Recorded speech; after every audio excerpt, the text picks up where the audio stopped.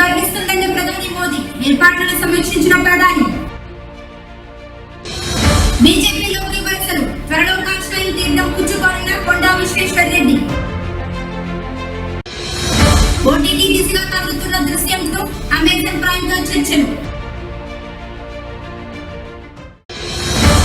July 23 నుంచి Japan లో Olympics అర్హత సాధించిన 100 మంది భారత అథ్లెట్లు. టోక్యో ఒలింపిక్స్ కోసం జపాన్ వెళ్లే భారత క్రీడాకారుల బృందంతో జూలైలో సమావేశం అవుతామని ప్రధాని మోదీ వెల్లడించారు. ఒలింపిక్స్ కి వెళ్లే అథ్లెట్ల బృందాన్ని చూసి దేశం గర్విస్తుందని తెలిపారు. యావత్ దేశ ప్రజల ఆశలన్నీ వారిపైనే ఉన్నాయని పేర్కొన్నారు. దేశంలో క్రీడలకు సంబంధించి ఉత్తేజభరితమైన సంస్కృతిని రూపొందించాలంటూ క్రీడాకారులపై ప్రశంసలు కురిపించారు. ఒక భారత క్రీడాకారుడు అంతర్జాతీయ వేదికపై సత్తా చాటితే దేశంలో మరో 1000 మంది యువత క్రీడల వైపు అడుగులు వేస్తారని వివరించారు. ఇక కరోనా వ్యాప్తి నేపథ్యంలో ఒలింపిక్స్ కు వెళ్లే భారత క్రీడాకారులందరికీ వ్యాక్సిన్ ఇప్పించాలని ప్రధాని అధికారులను ఆదేశించారు. ఆర్థిక సంవత్సర వాస్తవ జీడీపీ అంచనాలను 9.5% తగ్గిస్తున్నట్లు భారతీయ రిజర్వ్ బ్యాంక్ పేర్కొంది. ఆర్బీఐ గవర్నర్ శక్తికాంత దాస్ ఈ రోజు మీడియా సమావేశంలో మాట్లాడుతూ ప్రస్తుత ఆర్థిక సంవత్సరం తొలి త్రైమాసికంలో వృద్ధి రేటు 18.5% ఉందని అంచనా వేసినట్టు చెప్పారు. అలాగే రెండో త్రైమాసికంలో వృద్ధి రేటు 7.9గా, మూడో త్రైమాసికంలో 7.2గా, నాలుగో త్రైమాసికంలో 6.6గా ఉంటుందని అంచనా వేసినట్టు తెలిపారు. దేశంలో రెండో దశ కరోనా విజృంభణ కారణంగా విధించిన ఆంక్షల ప్రభావం ఆర్థిక కార్యకలాపాలపై కొనసాగుతున్నాయని ఆయన చెప్పారు. ఆర్బీఐ ఇంతకు ముందు ఈ ఆర్థిక సంవత్సరం జీడీపీ 10.5గా ఉంటుందని అంచనా వేసిన విషయం తెలిసిందే. అలాగే తొలి త్రైమాసికంలో 26.2, రెండో త్రైమాసికంలో 8.3, మూడో త్రైమాసికంలో 5.4, నాలుగో త్రైమాసికంలో 6.2గా వృద్ధి రేటు ఉంటుందని అప్పట్లో అంచనా వేసింది. అయితే కరోనా మళ్లీ విజృంభించడం వంటి కారణాలతో అంచనాలను సవరించి తగ్గించింది. ఈ ఆర్థిక సంవత్సరం ద్రవ్యోల్బణం 5.1%గా ఉంటుందని ఆర్బీఐ అంచనా వేసింది. కాగా రెపో రేట్లలో ఆర్బీఐ ఎటువంటి మార్పు చేయకుండా యథాతథంగా ఉంచింది. దీంతో గతంలో ప్రకటించిన విధంగా రెపో రేటు 4%గా, రివర్స్ రెపో రేటు 3.35గా ఉంది. కరోనా రోగుల కోసం నెల్లూరు జిల్లా కృష్ణపట్నానికి చెందిన ఆనందయ్య అందిస్తున్న మందుకు ఏపీ సర్కార్ అనుమతులు ఇచ్చిన విషయం తెలిసిందే. దీన్ని ఆన్లైన్ ద్వారా కూడా పంపిణీ చేయడానికి సిద్ధమయ్యారు. ఈ ఔషధానికి ఔషధ చక్ర అని పేరు పెట్టినట్లు సమాచారం. ఆనందయ్య మందు తయారీ పెద్ద ఎత్తున ప్రారంభమవుతుంది. కృష్ణపట్నం పోర్టు వద్ద ఇందుకు సంబంధించిన ఏర్పాట్లు చేస్తున్నారు. ఇప్పటికే తయారీకి అవసరమైన సామాగ్రికి కృష్ణపట్నం పోర్టుకు తరలించే పనులు మొదలుపెట్టారు. ప్రస్తుతం కృష్ణపట్నం పోర్టుకు చెందిన సివిఆర్ కాంప్లెక్స్ లో మూలికలు, దినుసులు సిద్ధం చేసుకోవడంలో ఆనందయ్య బృందం బిజీగా ఉంది. వీటి సేకరణ పూర్తయిన తరువాత 2 రోజుల్లో మందు తయారీ ప్రారంభమవుతుంది. ఎమ్మెల్యే కాకాని గోవర్ధన్ రెడ్డి సూచన మేరకు మొదట సర్వేపల్లి నియోజకవర్గంలో 1,00,000 మందికి కరోనా రాని వారికి అందించే మందును ఆనందయ్య బృందం నిర్ణయించింది. అనంతరం కరోనా రోగులకు అవసరమైన CLF రకాల మందు పంపిణీ చేస్తారు. ఆ తరువాత ఇతర నియోజకవర్గాలకు పంపిణీ చేయనున్నారు. పాడి రైతుల సంక్షేమమే లక్ష్యంగా ఏపీ అమూల్పాల వెల్లువ ప్రాజెక్టు చేపట్టిన రాష్ట్ర ప్రభుత్వం మరో అడుగు ముందుకు వేసింది. శుక్రవారం నుంచి పశ్చిమ గోదావరి జిల్లాలో కూడా పాల సేకరణ మొదలు పెడుతుంది. ఈ కార్యక్రమాన్ని ముఖ్యమంత్రి వైఎస్ జగన్ క్యాంపు కార్యాలయం నుంచి వర్చువల్ గా ప్రారంభించారు. అమూల్ సంస్థ ఇప్పటికే చిత్తూరు, వైఎస్ఆర్, ప్రకాశం, గుంటూరు జిల్లాలో పాల సేకరిస్తుంది.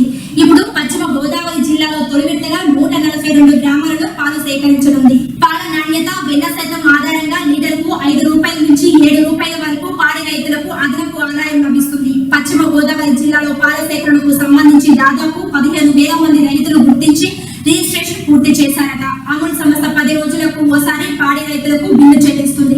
నేరుగా రైతుల ఖాతాలో ఆ మొత్తం జమ చేస్తుంది.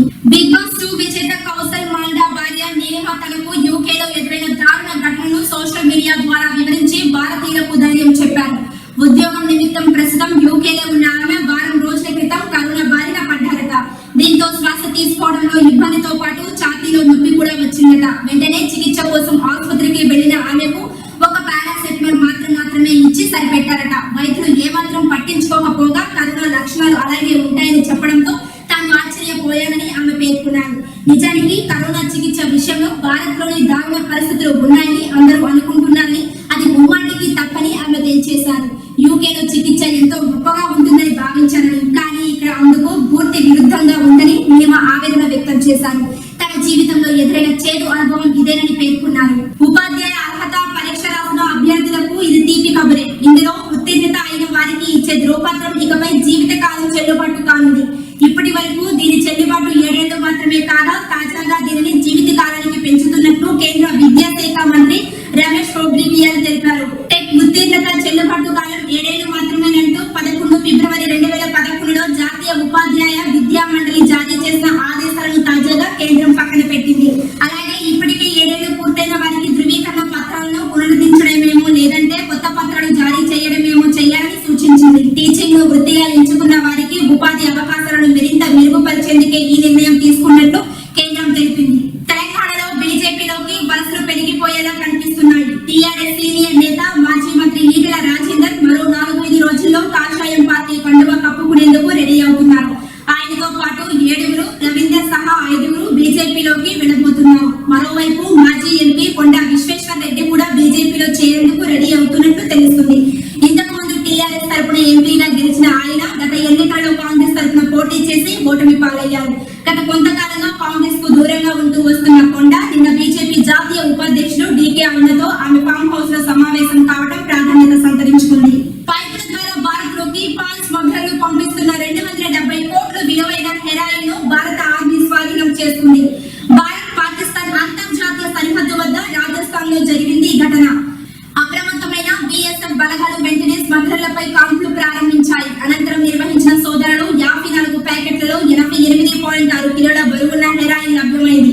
దీని విలువ 270 కోట్ల వరకు ఉంటుందని పేర్కొన్నారు. ఈ ప్రాంతంలో ఇంత పెద్ద మొత్తంలో మత్తు పదార్థాలు పట్టుబడడం ఇదే తొలిసారని బీఎస్ఎఫ్ తెలిపింది. తనని రాత్రికి రాత్రి మంత్రివర్గం నుంచి బర్తరఫ్ చేశారని, ఏం జరిగిందో కూడా తెలుసుకోకుండా తన వివరణ తీసుకోకుండానే ఈ పని చేశారని తెలంగాణ మాజీ మంత్రి ఈటెల రాజేందర్ అన్నారు. మేడ్చల్ మల్కజ్గిరి జిల్లా శామీర్పేటలోని తన నివాసంలో ఆయన మీడియా సమావేశంలో మాట్లాడారు.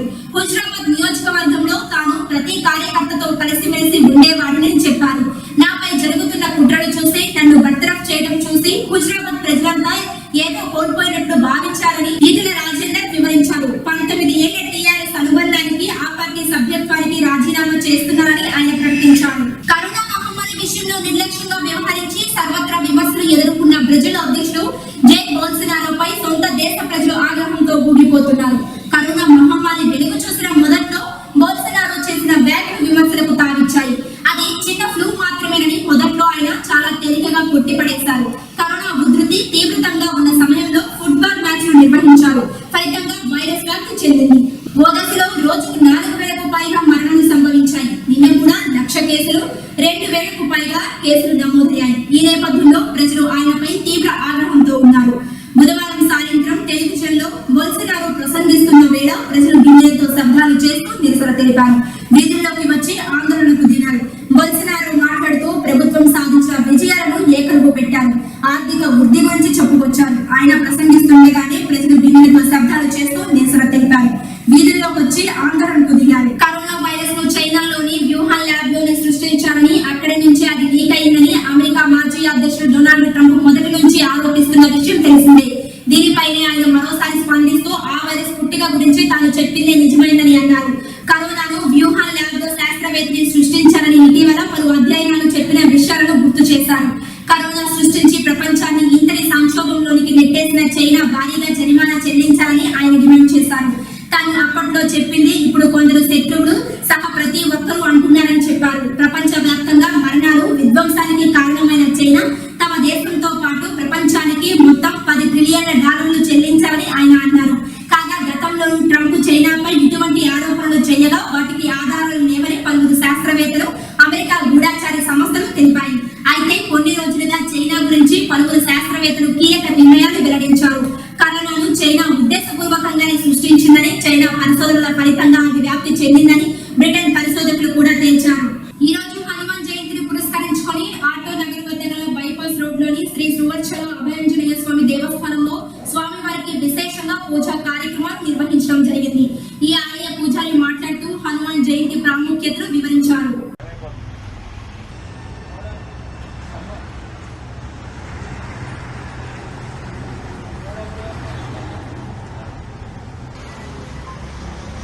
ఈరోజు హనుమాన్ జయంతి సందర్భంగా ఆటోనగర్ బైపాస్ నుండి వేంచేసి ఉన్న శ్రీ సువర్చల సమేత అభయాంజనేయ స్వామి దేవస్థానం నందు ఉదయం అత్యంత వైభవపేతంగా పంచామృతాలు, పళ్ళ రసాలు, అదేవిధంగా సుగంధ ద్రవ్యాలతో స్వామివారికి అత్యంత వైభవపేతంగా ఘటాభిషేకం, సహస్ర ఘటాభిషేకం జరగడం జరిగింది.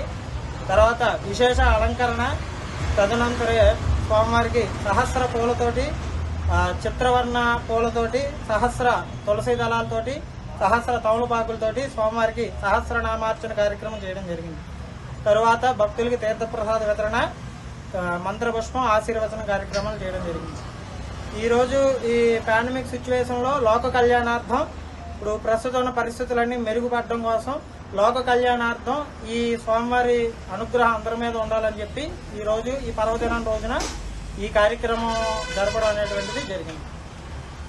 ఈ స్వామివారి అనుగ్రహంతో ప్రస్తుతం ఉన్న పరిస్థితులన్నీ మెరుగుపడి ఈ మా అందరూ కూడా సుఖ సంతోషాలతో వర్తిల్లాలని మనస్ఫూర్తిగా కోరుకుంటున్నాం. మలయాళంలో మోహన్ లాల్ కథానాయకుడిగా జీతూ జోసెఫ్ తెరకెక్కించిన దృశ్యం సంచలన విజయాన్ని సాధించింది. ఆ సినిమాను వెంకటేష్ హీరోగా, తెలుగులో శ్రీప్రియ రీమేక్ చేయగా ఇక్కడ కూడా భారీ వసూళ్లు రాబట్టింది. వైవిధ్యభరితమైన చిత్రంగా ప్రశంసలు అందుతుంది. ఇక ఇటీవల మలయాళంలో వచ్చిన సీక్వెల్ కూడా ఘన విజయాన్ని దక్కించుకుంది. అదే సీక్వెల్ ను తెలుగులో వెంకటేష్ చేశారు. ఈసారి జీతూ జోసెఫ్ నే తెలుగులోనూ దర్శకత్వం వహించడం విశేషం. ఈ సినిమా కోసం ఇప్పుడు అభిమానులంతా ఎంతో ఆసక్తిగా ఎదురు చూస్తున్నారు. ప్రస్తుతం కరోనా కారణంగా థియేటర్లలో ఈ సినిమా విడుదల చేసే పరిస్థితి లేదు. అందువలన మలయాళం దృశ్యం 2 సినిమా మాదిరిగానే తెలుగులోనూ అమెజాన్ ప్రైమ్ లో విడుదల చేయాలని భావిస్తున్నారట. ప్రస్తుతం అందుకు సంబంధించిన చర్చలు జరుగుతున్నాయని చెబుతున్నారు. డీల్ ఓకే అయితే అమెజాన్ ప్రైమ్ నుంచి పలకరిస్తుందని, లేదంటే నేరుగా థియేటర్లకే వస్తుందని చెబుతున్నారు. జపాన్ లోని టోక్యో కేంద్రంగా జరిగే ఒలింపిక్స్ క్రీడలకు భారత్ ఈసారి భారీ బృందాన్ని పంపాలని నిర్ణయించింది. టోక్యో ఒలింపిక్స్ కు భారత్ నుంచి 100 మంది అథ్లెట్లు అర్హత సాధించారు. అథ్లెట్లు, ఇతర సిబ్బంది సహా మొత్తం 190 మందిని విశ్వ క్రీడా సంబరానికి పంపించాలని భారత్ ఒలింపిక్ సంఘం తలపిస్తుంది.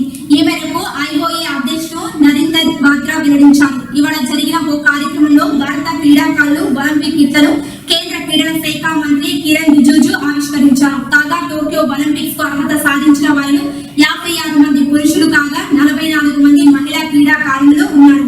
వీరో కాక మరో 35 మంది వరకు అర్హత సాధించే అవకాశాలు ఉన్నాయని ప్రకటించారు. కరోనా సెకండ్ వేవ్ కొనసాగుతున్న తెలుగు రాష్ట్రాల్లో బంగారం ధర పెరిగింది. దేశ రాజధానిలో మాత్రం వరుసగా 7వ రోజు పసిడి ధరలు పుంజుకున్నాయి.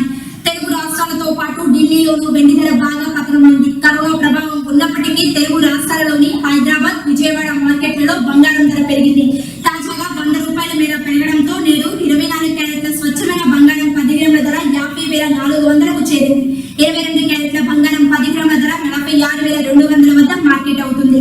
దేశ రాజధాని ఢిల్లీ మార్కెట్ లో బంగారం ధర గత వారం రోజులుగా పెరుగుతూనే ఉన్నాయి. మరోవైపు కరోనా కేసులు తగ్గడం ఇందుకు కారణంగా కనిపిస్తుంది. ఢిల్లీలో 110 మేర పెరగడంతో 24 క్యారెట్ల స్వచ్ఛమైన బంగారం 10 గ్రాముల ధర 51,360కు చేరింది. 22 క్యారెట్ల బంగారం 10 గ్రాముల ధర 47,110 వద్ద విక్రయాలు జరుగుతున్నాయి.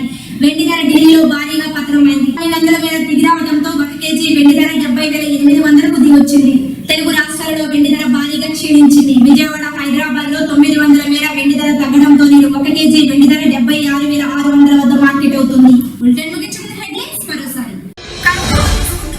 చెప్పిందే నిజమైందన్న ట్రంప్. చైనా 10 ట్రిలియన్ డాలర్ల జరిమానా చెల్లించాలని డిమాండ్. ఒలింపిక్స్ కు వెళ్లే బృందాన్ని చూసి దేశం గర్విస్తుందన్న ప్రధాని మోదీ. ఏర్పాట్లను సమీక్షించిన ప్రధాని. బీజేపీలోకి వలసలు. త్వరలో కాశ్మీర్ తీర్థం పుచ్చుకోనున్న కొండా విశ్వేశ్వర్ రెడ్డి. ఓటీటీ దిశగా కదులుతున్న దృశ్య